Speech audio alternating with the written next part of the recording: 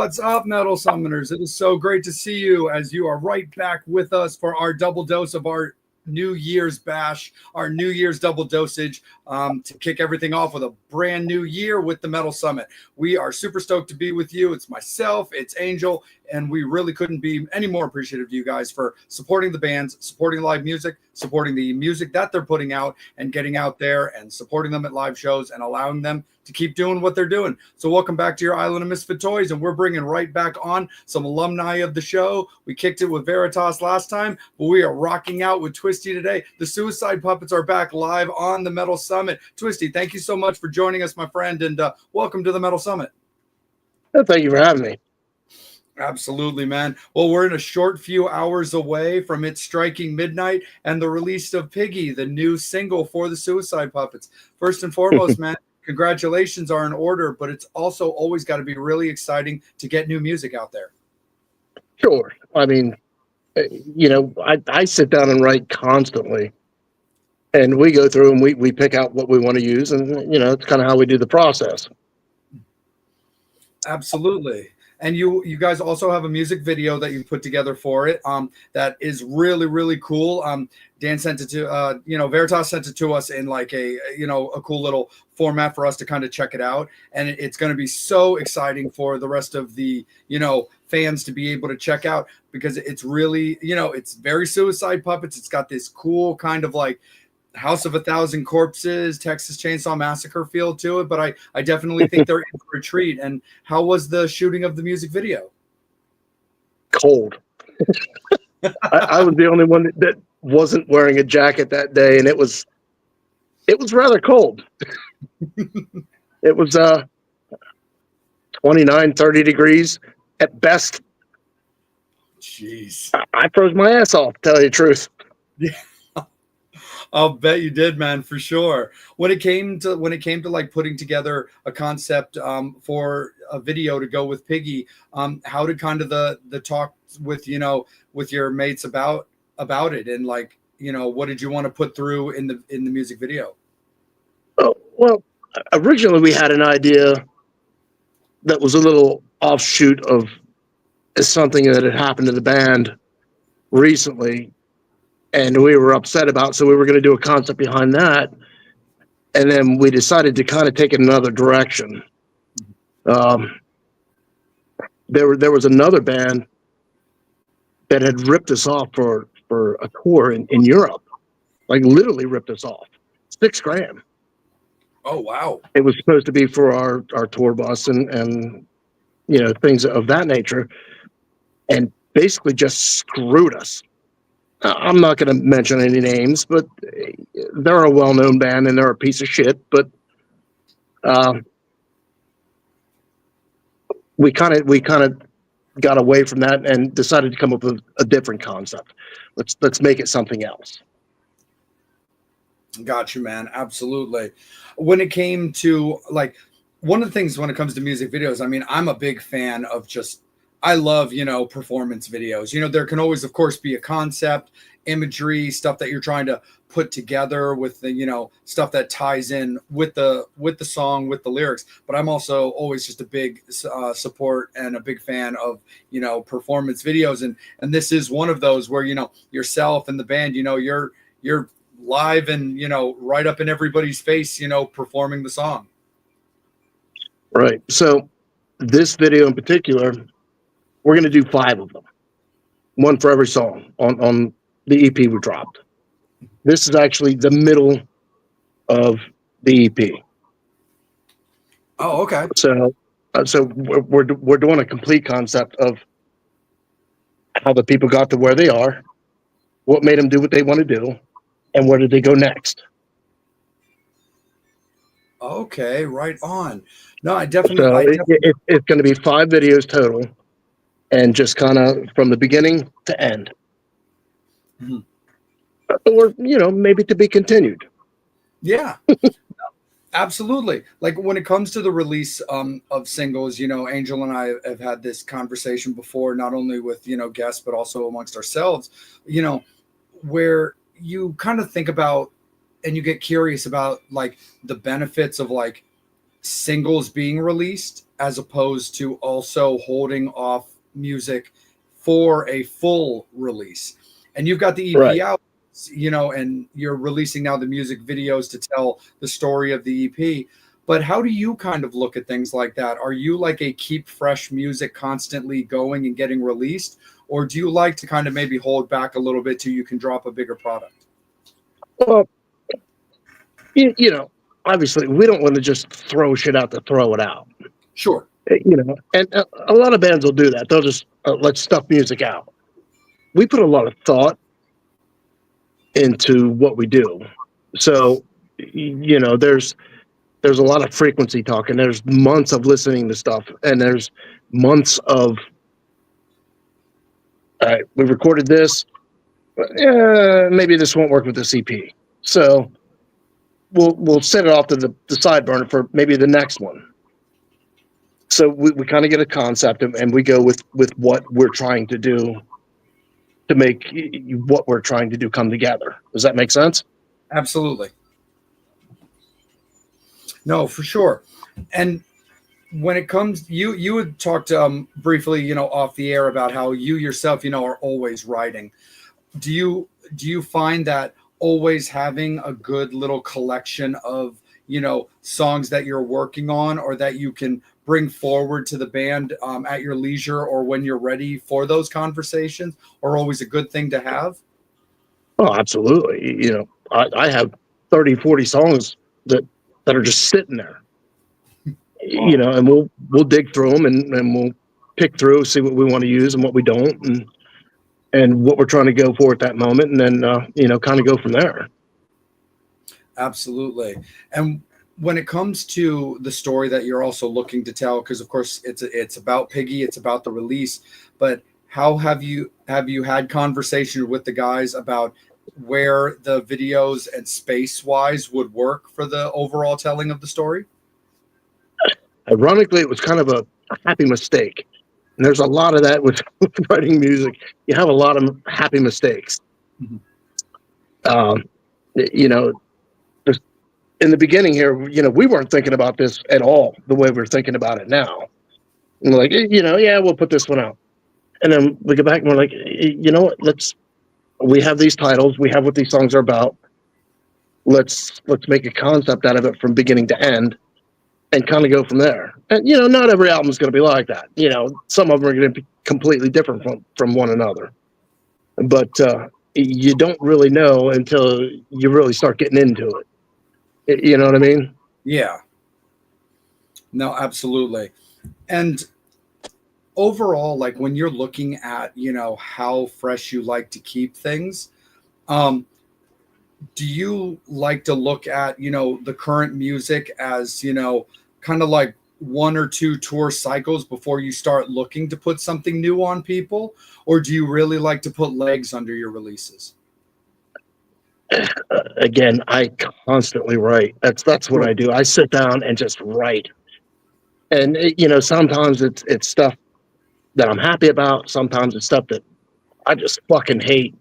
and it's really a mood thing. And then we give it to everybody else, and everybody throws their 2 cents in, and you know what I mean. Not 2 cents, but you know what I mean. Like, yeah, we do it as a band, so. Like a lot of times I'll write the basis of a song, and then Steven will come in and him and I'll do some melody stuff. And then I'll start tinkering around with the keyboards and then see what we can come up with. And we'll get a rough basis, and then everybody throws what they have in it and like, all right, yeah, that's cool. Let's change this, let's do that. So it seems to work out really well doing it that way. And that's kind of how we've been doing it for years now. Absolutely.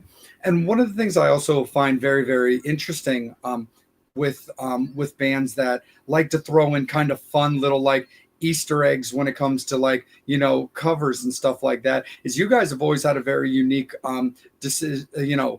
style when it came to like how you do your covers. I mean, your cover of Twilight is actually one of my favorite covers of it that I've ever heard. But you also did such a cool version of Send Me an Angel.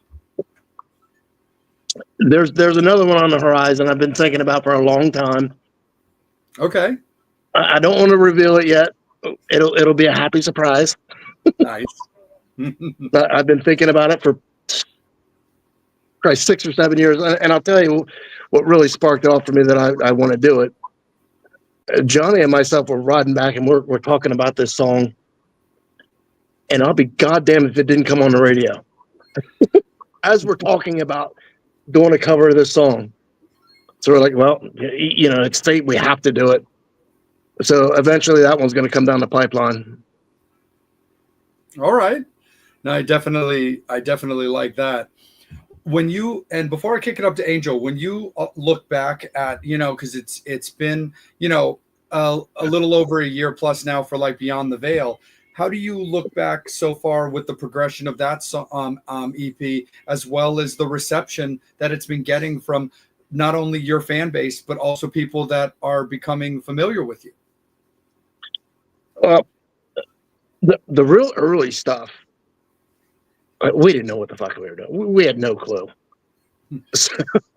So that was a terrible, terrible time.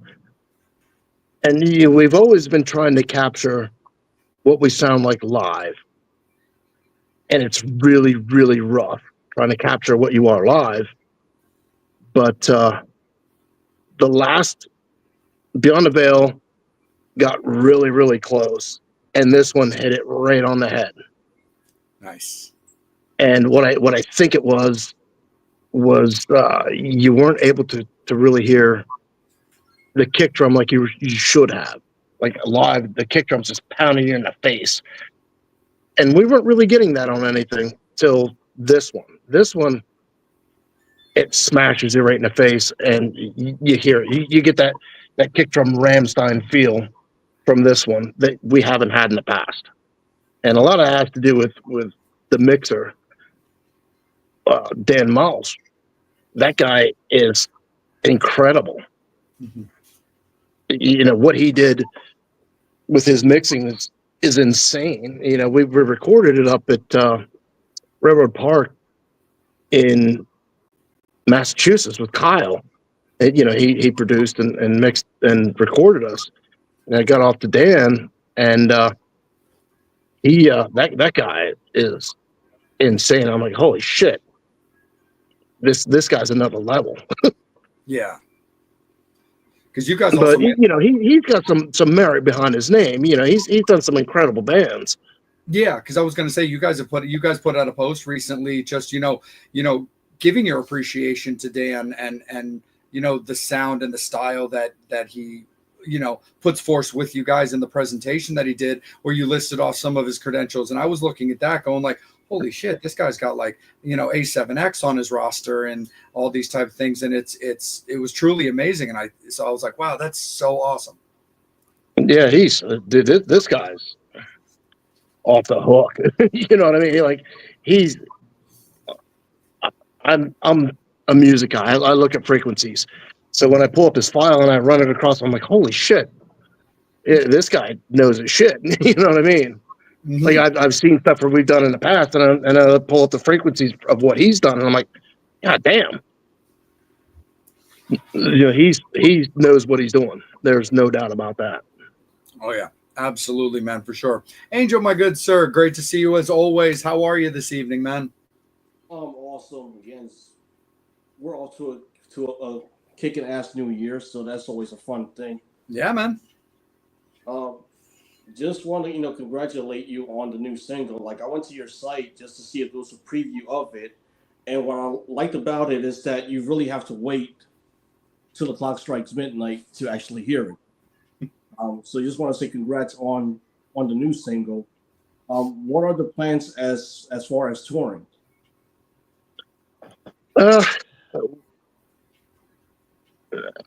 We have some stuff in play. We can't really talk much about it right now. We got some stuff lined up. It's a little difficult to hear you, by the way. Oh, sorry. Maybe it's me on my end. Hold on, let's see. Nope, I'm good. Yeah, you are a little bit faint, Angel. How about now? Oh, there we go. Yeah, there we go. Cool. So I guess got to move a little bit stage left and. But yeah, we got some stuff coming up. We can't talk about a whole lot about it yet. Oh. Damn it! I forgot where- Sorry. That's all right, man. Are there any places that people can expect the band to actually hit any markets? We're trying to hit every single market we can. I've been sending out shit for days. I know Dana's been sending out shit. Johnny's been sending out shit. Josh has been sending out shit. We've been sending it everywhere, anywhere and anywhere that'll take it.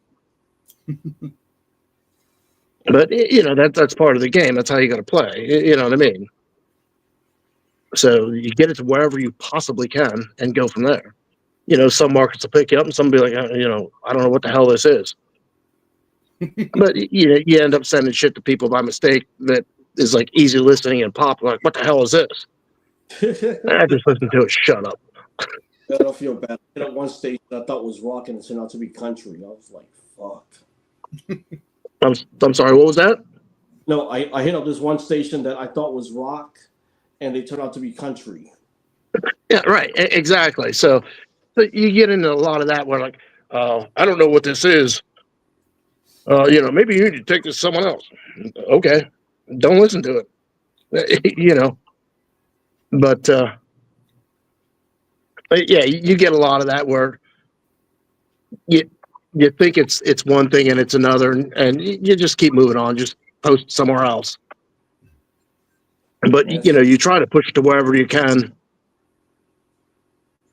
The college stations and things of that nature. So. Yeah, one of the things you mentioned was that you're always constantly writing. Do you ever come across a song that it's not going to work when it comes to songwriting? Like, how do you? Oh yeah, I have 300 of those I threw out.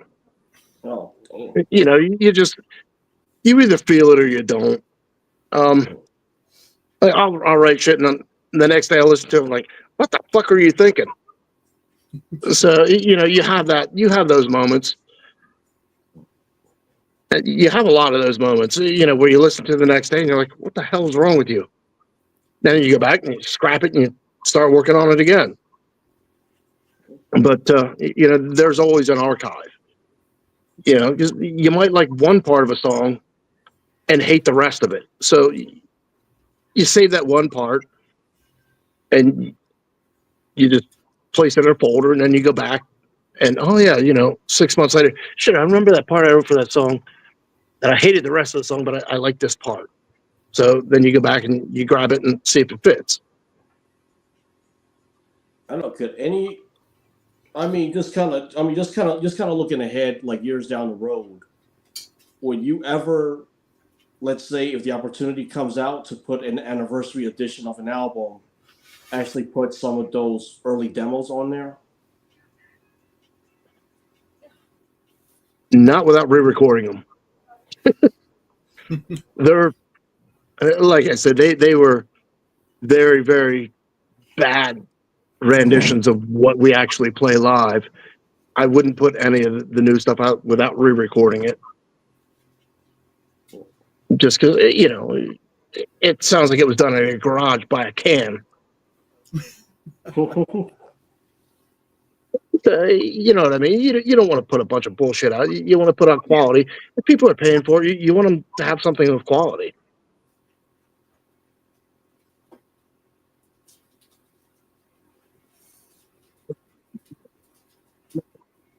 Of music videos.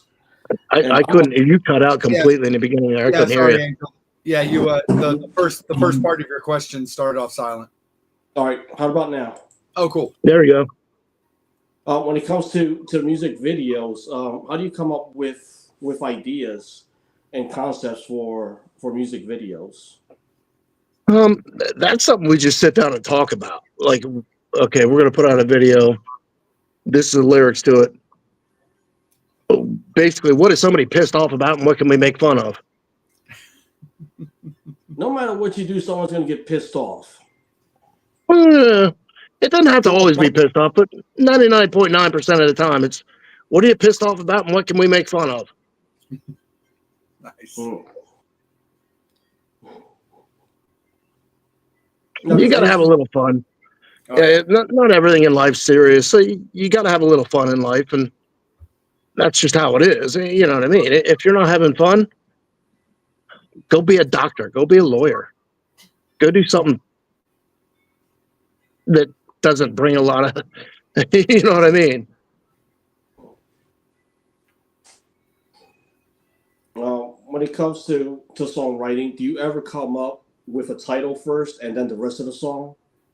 No, I'll tell you how I do it. I always have a chorus first. And whatever the hook is, I'll build the song off of the hook. Like I'll hear something or somebody will say something to me and I'm like, all right. And I'll write it down. And then later I'll go through the archive of shit that I have and see what fits where, you know, and just kind of go from there. You write down, you know, and it could be as simple as somebody saying whatever to you. They're like, oh, yeah, fuck, I can work with that. And I've done that 100 times where it's just somebody says something to me random or I hear something random and I'm like, all right. Or, you know, sometimes it's not even hearing anything. Sometimes a thought of my own. I'm like, this is a little offbeat, but you know, all right, I can come up with this. I can make this work.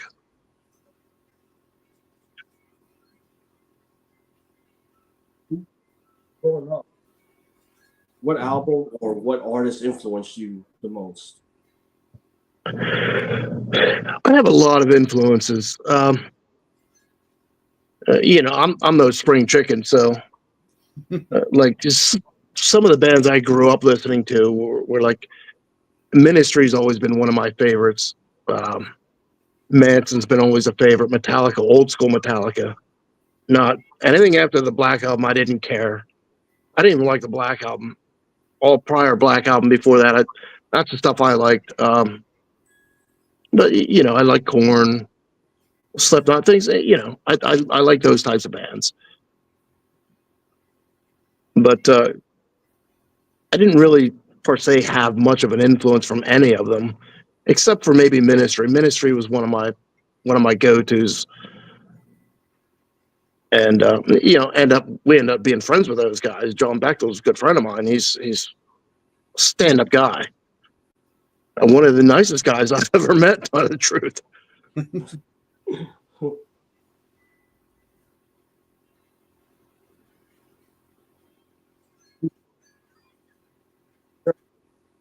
No, we can't hear you again.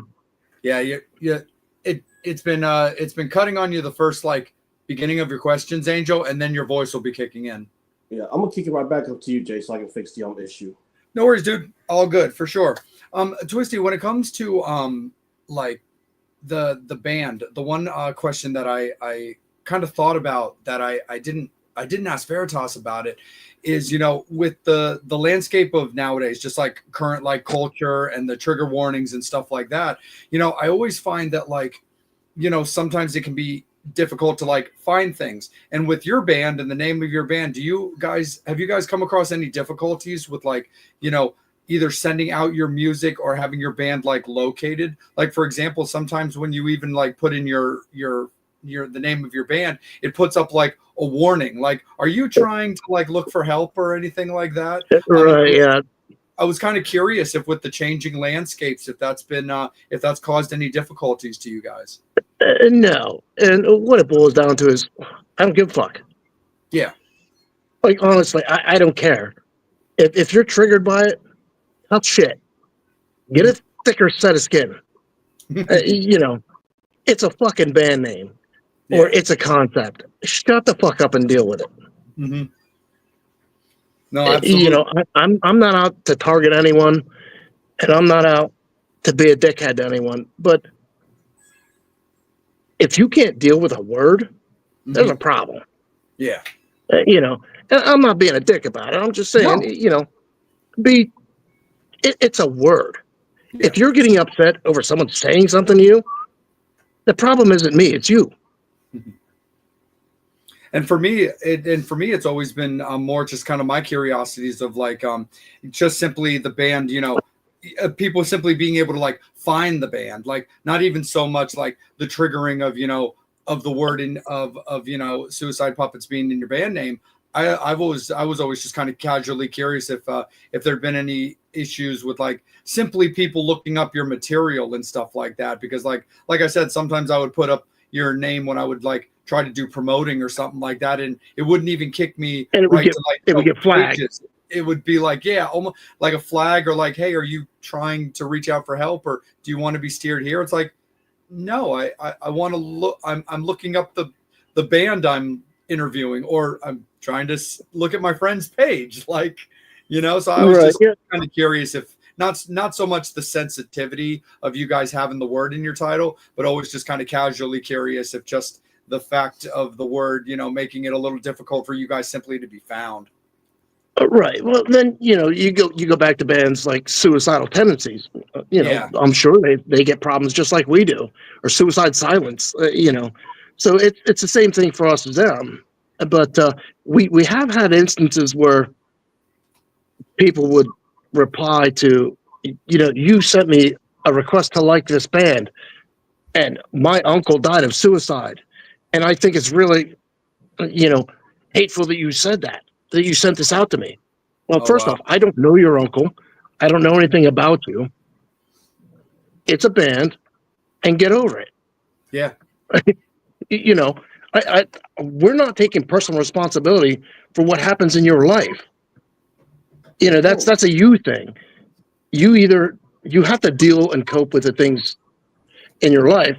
And if a word triggers you, that's a you problem. That's not a me problem. That's not an anybody else problem. That's a you problem. For sure. Absolutely, man. No. And again, I'm not trying to be a dick about it, but that's just how I feel about it. Yeah. No, and I honestly, Twisty, I'm with you on that, because I'm one of those. I'm of that same kind of like like style where I'm just like I'm not in charge of your sensitivities. I can understand. I can understand. I can sympathize with you. Yeah. Okay. Sorry, your uncle died. Yeah, I can be empathetic to a situation, but I won't be sympathetic to anything. So like, I can understand. I can appreciate where you're coming from and listen. But yeah, no, I definitely get it. Oh, thanks, baby. But yeah, so no, I super duper get it with that. And the next place that I wanted to go also too is, you guys have such a fantastic stage show. You're not going to be compared to anybody. You definitely are your own style, your own performance, and your own look. And the one thing also specifically for you is you have quite the noticeably awesome mic stand. And I would love to hear the story behind how that became a thing. Ironically, that mic stand was my very first shotgun, and I still have it to this day. Oh, so that's real. Oh yeah, it's real. Nice. It's not fake. It's an actual gun. Mm-hmm. It's not functional anymore, but if you pulled it out of there, you could use it. Right. If you pulled the bolts out of it, and yeah, it's functional if you pull it apart. Mm-hmm. But yeah, I got that shotgun at 12 years old, and now it's my mic stand. Was it something that you were just kind of looking at one day and you were like, that would look cool this way? Or were you just kind of thinking mic stands of having something more your style or more unique to the band? Like how did it become the mic stand? Let's be honest, the band's Suicide Puppets. What better mic stand could you get? Fair enough. No, absolutely, man, for sure. When it came to the band coming together, with that, with that visual performance and how you guys wanted to, be seen when you're on stage, how did that kind of like come about? You were talking about bands like Ministry, and one of your mates is a very, well-known Wednesday 13 fan. Right. How was it about you guys talking about, your individual personas and how you visually wanted to look with the band? Was there any kind of major conversation about that? Like, we don't want to come off like overly black metal, but we don't want to be up there in suits and ties. Not really. It just kind of fell into place. And off the air, you and I were talking. Yeah. This is the first online interview I've ever done. I've never done one before. I don't talk on stage. Mm-hmm. I sing my lyrics and I get off. And Johnny is the one who is basically the front man. So I had a bit of a different vision where, you always see the front man, everybody looks at the front man. I don't want that. We're a band. I want you to look at everyone. Yeah. Everyone is an equal. Don't look at me. Look at everyone. Mm-hmm. You know what I mean? Like, I don't want to be the center of attention. I want you to see us as a band, not one person. For sure. So that's kind of where that came from, where it's not about, and every band you look at, it's always the same thing. Everybody focuses on the vocalist. I don't want you to focus on the vocalist. I want you to focus on everyone. That's why everyone does what they do. No, I think that's actually really, really awesome and an amazing thing to also hear as well. And the funny thing is, when you go back to our previous question, just kind of about the mic stand, the funny thing is, for anybody who has seen you live, your physical position on stage works for that, because also your mic stand isn't, a north-south. It's like, it's like a north and then a hard east or whatever. It's basically a right angle, mic stand. Right. So it really does allow you to be, stage left a little bit, stage right if you wanted to be over there, but you're not right up front, so you kind of have your position. You can move around, but if there's a moment in the song, a part of your vocals, a presentation you want to give, it allows for you to still, swing it forward, take that step forward, and put a little bit more, put a little bit more of that X and sex to the crowd. That emphasis where it needs to be. Right.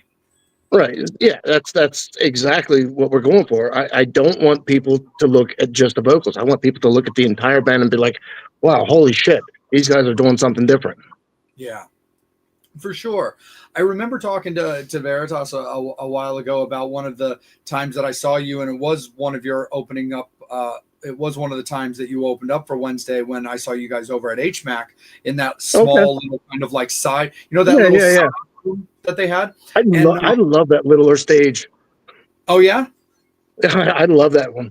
The sound in there is fantastic. It really is. It's so cool. And it was weird because, like, the funny thing is, I was interviewing Wednesday that night, and I'm just used to seeing Wednesday much more recently over the years on bigger stages. And so we were sitting in this little room that they have kind of up above the main stage in HMAC. That's right. That's where I kind of thought the show was going to be. And I was like, well, we're doing this interview, and we're really not that far away from, like, like doors and set times and stuff. And that stage has gear, but not really. And I was familiar with you guys, so I'm like, I'm not seeing what I'm expecting to see from a Suicide Puppet show. And that's when I found out that it was a different part of the venue in that small little side room. But anyway, the reason I was kind of going that direction is because for that show, you had like multiple guitarists. You had a lot of guitarists for that show, man. So you guys had a really heavy, like crushing sound in particular, because man, you had a lot of people on the stage that night. Well, we typically run with at least 3 guitarists. Mm-hmm. When we don't have 3 guitarists, I'll pick up a guitar and I'll play 2. I'll play and sing at the same time, so we still get that thick, burly sound that we tune a little differently, and it's recently we've all babbled into getting Kempers and kind of tweaking to what we want. Yeah. And that's definitely the amp for us. That's where we thrive, because we can go in and we all know it really well. We can go in and tweak whatever we want to get exactly the sound. It took a long time for me to find the sound that I liked. Yeah. and I just been switching over the years to something that I found that I really liked, and here we are. Mhm. Absolutely, man. And Angel, before I kick it back up to you, my good friend, Twisty, when it comes to yourself performing on stage where you are playing guitar, do you prefer to stay with just vocals? Like ideally, do you prefer having three other guitar players, or are you just down to also play guitar if it's necessary? Do you have a personal preference? I don't. Oh, right on, man. I'll do either one. Um, I do kind of like playing Mhm. and singing at the same time, but then there's some stuff where it's really difficult to play and sing at the same time because of how raw the vocals are. Like you're really throwing your lungs out there, and it gets you out of breath if you're doing both at the same time. Yeah. No, for sure, definitely. And again, it also speaks to that's really, I really dig that answer too, because that also speaks to exactly what you were saying moments ago about, the band being a band and everybody Right. they're having their place, but it's an overall unit, and you don't just have to focus on this because, also you said yourself that you like small stages, like that small stage and stuff. So, it it's not conducive to that kind of style, but all the times that I've seen you, you guys have always had that kind of intertwined style to where, you're not a front man, or as in the vocalist sense of it, that is running Right. a marathon all over the stage. Right. You got your little zone, you own it, you rock it. And then same thing with all the other guys, everybody's with the exception of Veritas because he's got a bunch of gear in front of him. But Right. everybody has that ability to take a few steps forward when the time is right for them. Yeah. Yeah, and everybody knows when they need to step up and when they need to do their part. Mhm. So, we all know exactly where we're at when Yeah. we're on stage. So, Absolutely, man. 100%. Angel, let's kick it back up to you, my good sir. All right, can you hear me better now? Yeah. Yeah. I think you got it. Yeah, it was just an internet issue. Ah, I was on a different internet thing. pesky internet. I hate internet. What is the one venue you really want to play at? the one venue I really want to play at, Yep. any venue that will have us. Nice.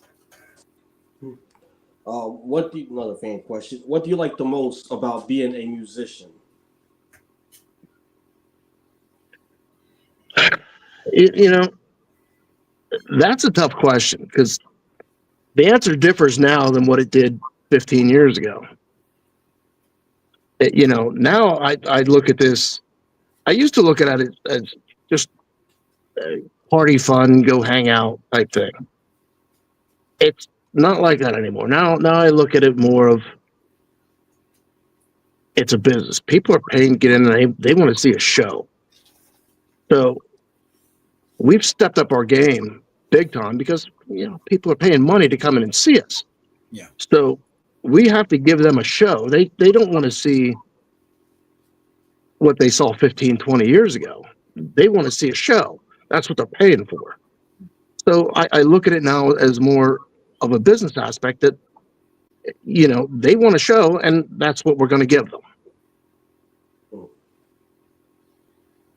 So when it comes to the set list, how does the band come up with the set list? That's Johnny. Every single time it's Johnny. He makes it up. I program it out and that's what it is. Nice.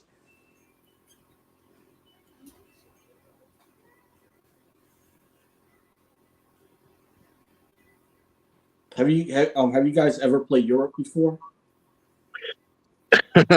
Well, the situation I was talking about earlier is what we were talking about. Yeah. That's where we were supposed to go. And it didn't pan out. And we got ripped off. So we're planning on getting there. That's coming up. Nice. What's the craziest thing that you have witnessed at a show?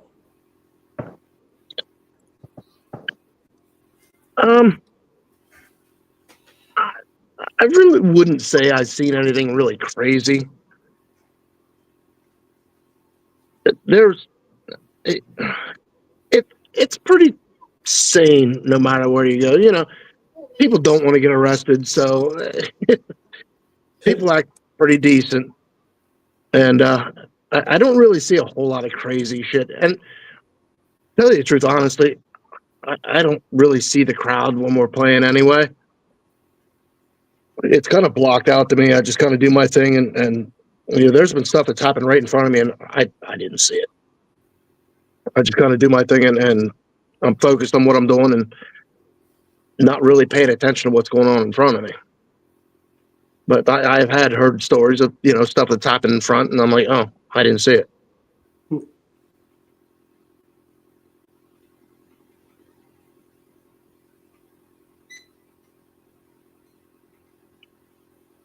We're not hearing you. Well, Verita's getting punched in the face at the waterway. What was that? What one of whoever's on the Suicide Puppets page right now, Twisty just said Veritas getting punched in the face at the waterway. I guess is a crazy tour story. I do remember that. She actually made him. There was a woman that punched him, and she hit him, and he looked at her like, "What the hell is wrong with you?" It didn't faze him, and he just kind of looked at her like, "What the hell is wrong with you?" And she tripped over her own feet, thinking he tripped her. Got up, punched him, and he's like, you know, he just kind of stood there and looked at her like, you know, what the hell is wrong with you, woman? And I think they actually threw her out for that. Oh. But you know, it didn't faze him in the least. But I do remember that.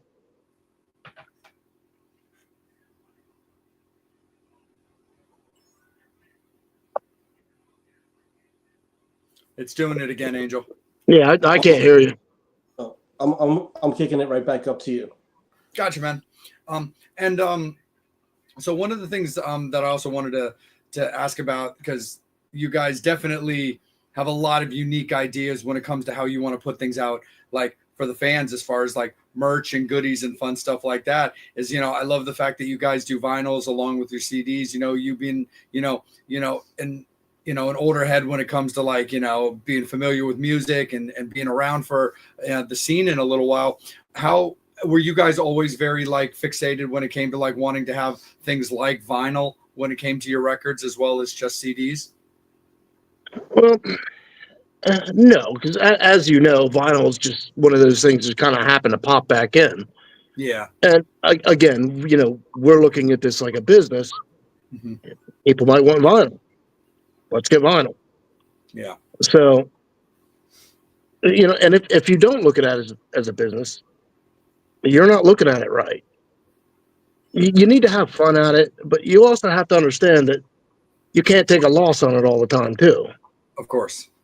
So you got to look at it as a business like anything else. And you know, you and I discussed off the air, you know, I am actually a business owner, and so is Veritas. He's a business owner as well. So you got to run things like a business. You don't want to take a loss. Yeah. What people want is what you should give them.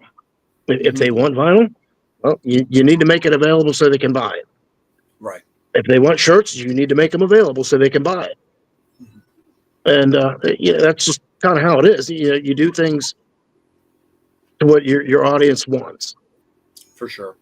No, I definitely understand when it comes to stuff like that too, because, like, I mean, I love vinyls. I love the sound of vinyls and being able to play them. Again, I'm also an older head, you know, myself as well, growing up in the 80s and stuff when that was a big thing. But I'm also a big, like, super nerd for just vinyls as far as like decor. You know, I love getting my hands on like a vinyl from a band I like, you know, or with really, Right. you know, really cool artwork, of which you guys are a band I like, and you've got really cool artwork where it can be all signed up, framed, and popped up on my wall and stuff like that. So like stuff like that is really cool.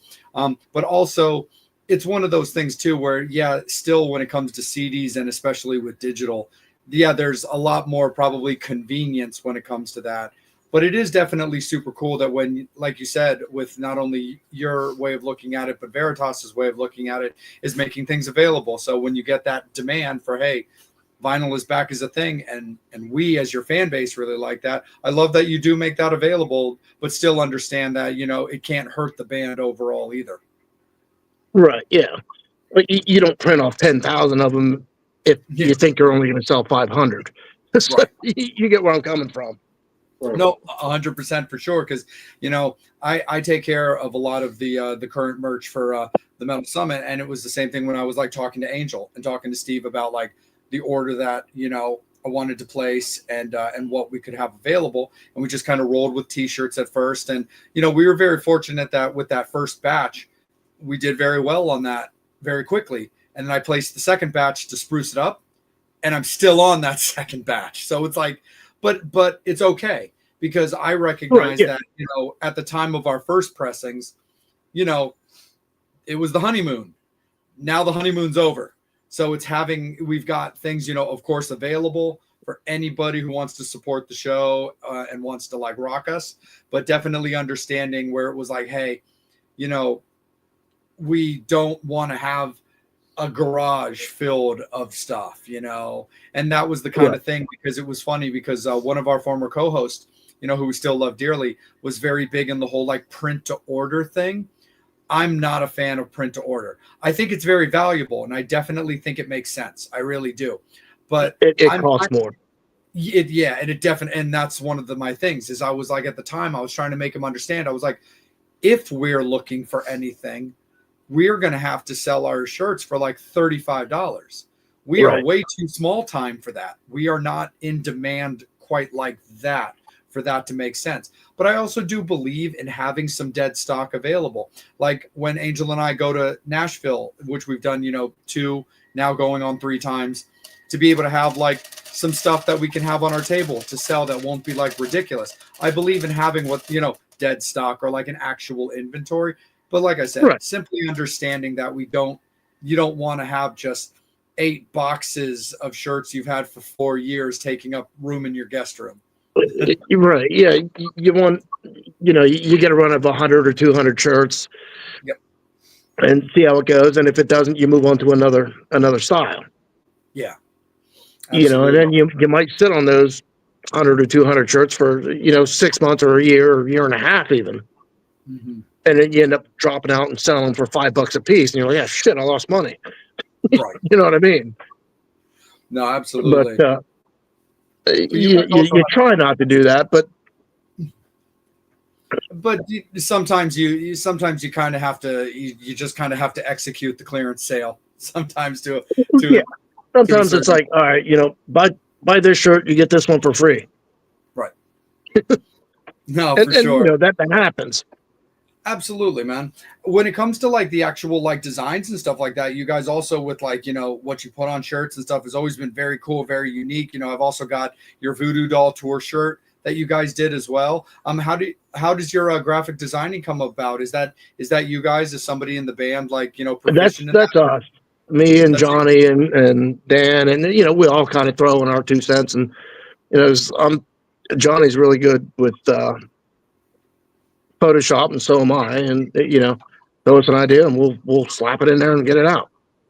Absolutely, man, for sure. Yeah, these are all programs I taught myself. So you know, I've learned how to run these programs like the back of my hand at this point. Yeah. No, absolutely, for sure. And before I kick it back up to Angel, fans, you guys have been absolutely awesome as always. We don't want to eat up all of Twisty's evening. He's been absolutely fantastic. We're going to rock out with him for a little bit longer, but we are getting to about that time. So it is going to be last call for alcohol, fans. Any final questions, comments, anything you want to ask Twisty about what's going on with Suicide Puppets or what they've got coming up? You know, understand that there's certain things he's not going to be able to talk about because, you know, they haven't been announced properly. But anything that you want to ask, any final questions from the fans, this is your time to get them in. Angel will always clear the board. We'll always make sure that we see them. But Angel, let's kick it back up to you, my friend, as we go around the table a couple more times. All right, can you hear me now? Yep. Yes. Like that commercial, that old one. Right. Where can fans find you on social media? And just to remind people, next month is Valentine's Day, so get your boyfriend, girlfriend, significant other the record, T-shirt, merch. Go to the band's website and get your merch. Social media, you can go to Facebook, obviously, Instagram, suicidepuppets.com, puppetsmerch.com. Um, and when you get to those sites, we have link trees in there that go to every single place we are with Spotify and you name it, Apple Music, we're everywhere.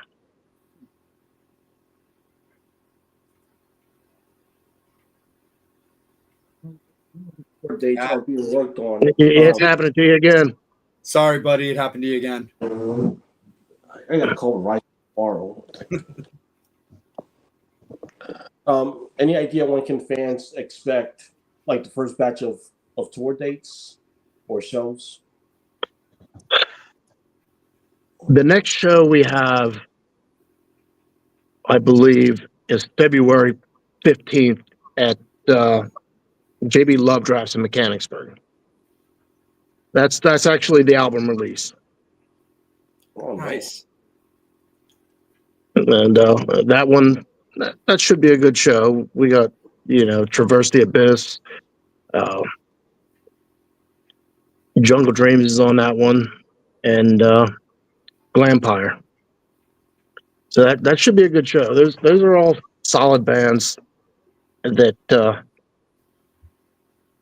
put on a really good show. And we try to make it so when you go to a show, especially a show like that it's a show from beginning to end.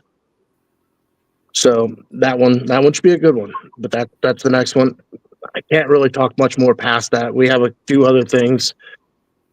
We have quite a few other things. I'm looking at the board now, but I can't really say much till we've been verified with everything. All right, Jay, kick it right back up to you. Yeah, man. No worries. Absolutely. For sure. When it comes to now, I want to steer it back, of course, to Piggy and the midnight release. When it comes to, this current single, leading up to the story that's being told with the EP, when you look at, your releases, whether they be singles or albums, is there a certain goal that you guys have in mind for, either the people that you want it to, to have access to it, or obviously we always want new fans to be brought in and discover the bands, but do you guys ever have a particular set of goals that you look at when it comes to singles, and album releases? This one in particular is very, very different. We thought about going a completely different direction. So we're gathering two different types of groups of people. We're grabbing the horror movie people and the metal music people. So it's going to be a story from beginning to end that's going to capture the horror people. All right, how did they get here? What did they do here? So they have to watch the entire series to find out what the hell's going on. And then, the metal people are like, I can appreciate this. Even without the video, I can appreciate the music. Yeah. So, but we're trying to capture two different audiences at the same time. And we've always been like a horror serial killer based band to begin with. And that's been from day one. Christ, we have songs about every damn serial killer you can think of and probably haven't heard of. But it's, as a matter of fact, Piggy is about a serial killer. That it was in the background. I was listening to it, and there was a guy who murdered someone, and he had to get them out of where he buried them. He would go back and visit them all the time. He had to get them out of where he was burying them because they were going to start a construction site there, and he got caught digging up the bones from the person he killed. Oh wow! So yeah, that was an obscure serial killer. I didn't even catch the name of it. I just listened to the story, like in the background when I was doing my paperwork or whatever, and then that's where that one came about. Oh, nice. I got I got my girl for Christmas, Megan, these really cool, like, I found this site that makes these like handmade like posters. And she's I'm from Massachusetts, but she's from Maryland. And I found one it's called Maryland Killers. And so it's the shape of Maryland and like all the various dots and provinces, like you'd be looking at a real map, but then it would have, the name of the person, the years they were active, and a lot of them had like, what they were like convicted for, or if they're still alive, or how they died. But I got her that one. And then I also got her one of like the whole United States that's like called Serial Killers. And it's got, of course, it's got all like the well-known name people, it's got your Dahmers, your Gacy's, your Ramirez's, and your and all that kind of stuff. But it's got so many people on there. And we at one point just had the map just sitting on our laps one night, and we just started Googling everybody and just seeing where they're from, what were the dates. We were looking at like, oh, is this person's looks like they're considered the first ever like official like written about like serial killer. It was just cool. So we were having like a fun night with these posters. But yeah, Megan and I are super into that stuff too. Yeah, so like Ed Gein, he was responsible for 3 different movies. Yep. So one guy was responsible for 3 different horror movies. So those guys inspired people to write about them and then kind of offshoot different things about them. But serial killers are fascinating to me. Yeah. How you could do what you do and then not have a conscience about it. Like, I'm not that guy. I couldn't do that. Yeah. But it does fascinate me that somebody could. How do you just shut off?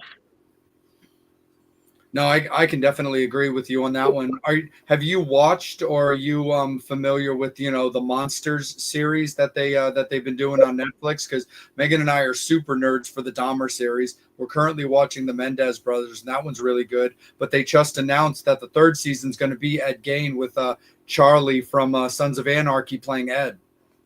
No, I didn't see that yet, but I'm sure I will. Yeah, I've seen about every my YouTube thing is just serial killers. That's what I watch. That's my background noise. That's your background noise. That's my background noise. Nice. That's super duper awesome, man.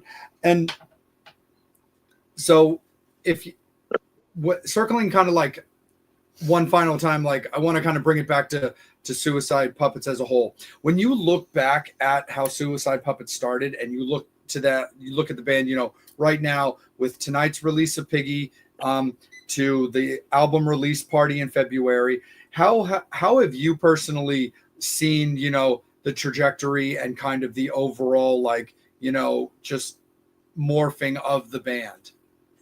Well, in the beginning, there was a few members we had switched out to get to where we are now. Sure. Johnny and I were from the get-go. And then the drummer and the guitarist left, the other guitarist, and then Dan came into play, and then Steve came into play, and then we had a keyboardist named Josh that kind of changed where we were going. He had a different outlook on music, and I liked what he was doing. I'm like, oh yeah, this guy's a little different. He brings something different to the plate, and we've kind of accelerated from there to where we're at now. Yeah, the keyboard aspects have really changed what we were to what we are. Mm-hmm. And that played a big role in where we're at now. Nice. I couldn't imagine going back to what we were prior to that. Yeah, we were trying to program some stuff here and there, but it wasn't the same as having a keyboardist. Sure.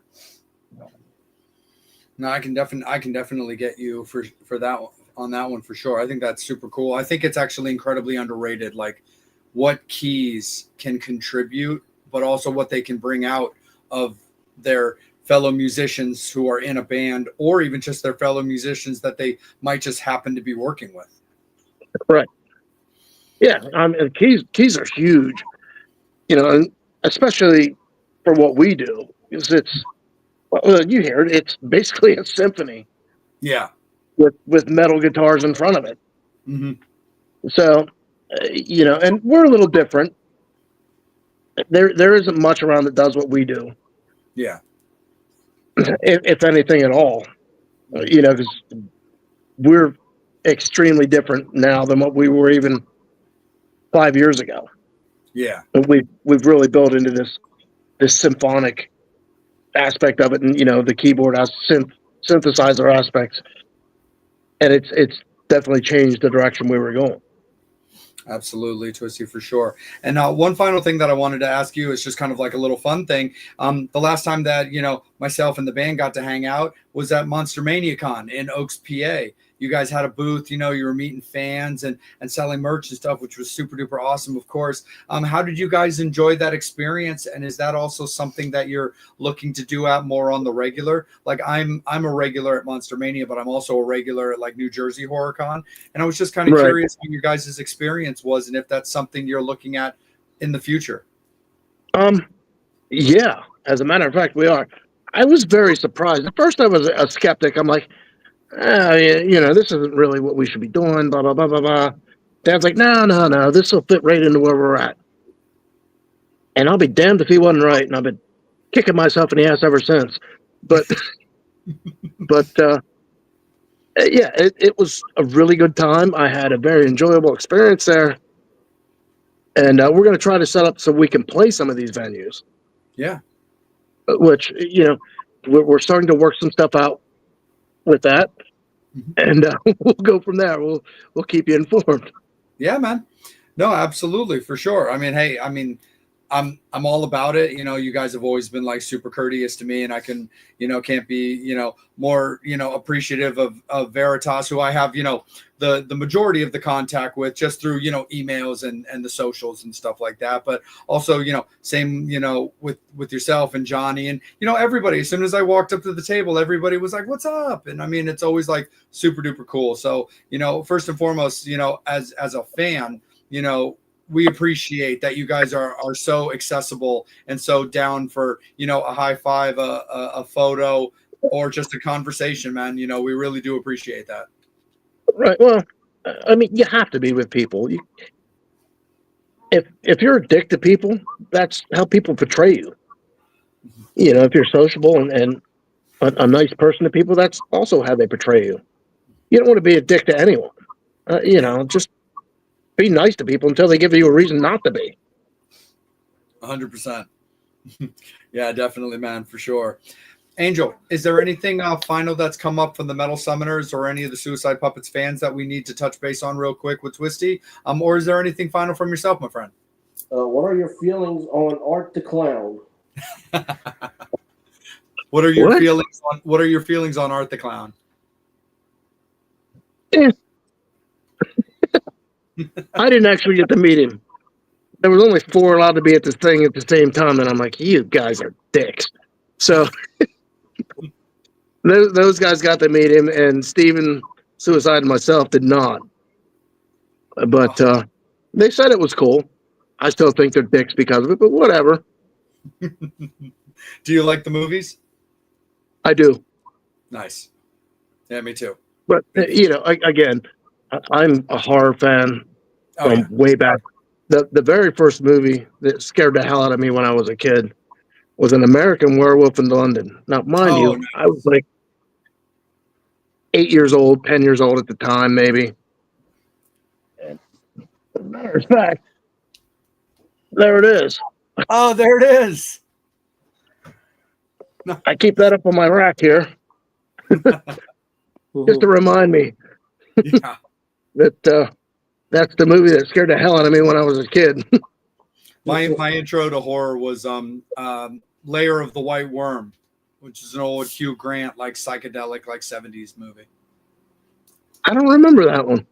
No, that one's crazy, man. It deals with like I saw it when I was really young at like a slumber party, and like, you know, back when like we were kids and stuff like that, like slumber parties, like they all had the same formula. You know, you go to the house of the slumber party. Those are the parents. That's the chaperones. They kind of turn a blind eye to everything.